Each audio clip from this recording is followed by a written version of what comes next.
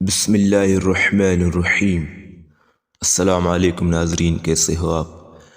ناظرین، آج جو میں آپ کے ساتھ کہانی شیئر کرنے والا ہوں اس کا عنوان ہے عقل مند کسان۔ تو ویڈیو شروع کرنے سے پہلے میرے آپ سے گزارش ہے کہ آپ نے ابھی تک ہمارا چینل سبسکرائب نہیں کیا ہے تو سبسکرائب کیجیے اور بیل آئیکن کی گھنٹی کو دبا دیجیے تاکہ نئے آنے والی ویڈیو آپ کو ملتی رہے۔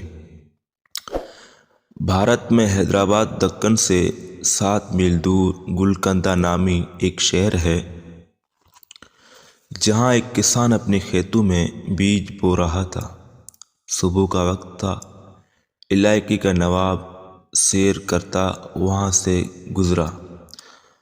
کسان کو محنت سے کام کرتے ہوئے دیکھ کر نواب نے سوچا کہ کسان سے اس کی خیریت دریافت کرنی چاہیے۔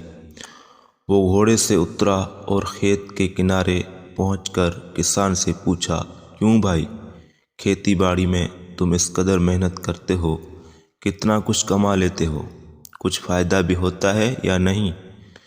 کسان نے سر اٹھایا اور نواب سے کہا، فائدہ کیا جناب، فصل کٹنے کے بعد اس کے 4 حصے کر لیتا ہوں۔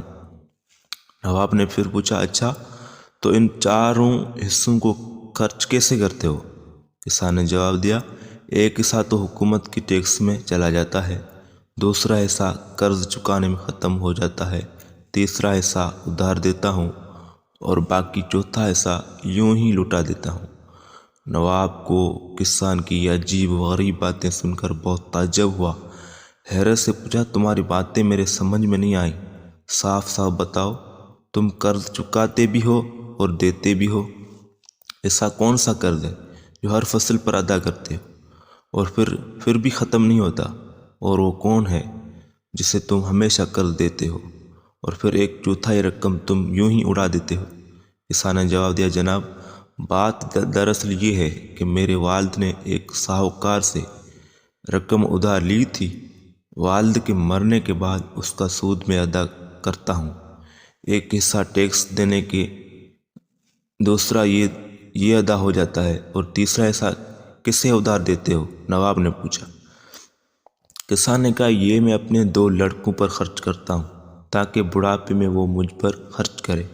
نواب نے پوچھا، اور یہ ایک حصہ فضول کیوں اڑا دیتے ہو؟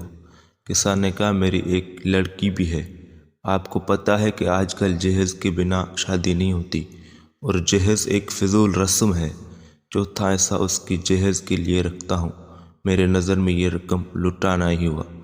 نواب اس کی مدلل گفتگو سے بہت متاثر ہوا اور ایک بڑی رقم اسے انعام کے طور پر دے کر رخصت ہو گیا۔ تو ویڈیو پسند ہے، ویڈیو کو لائک کرو، شیئر کرو۔ اللہ حافظ۔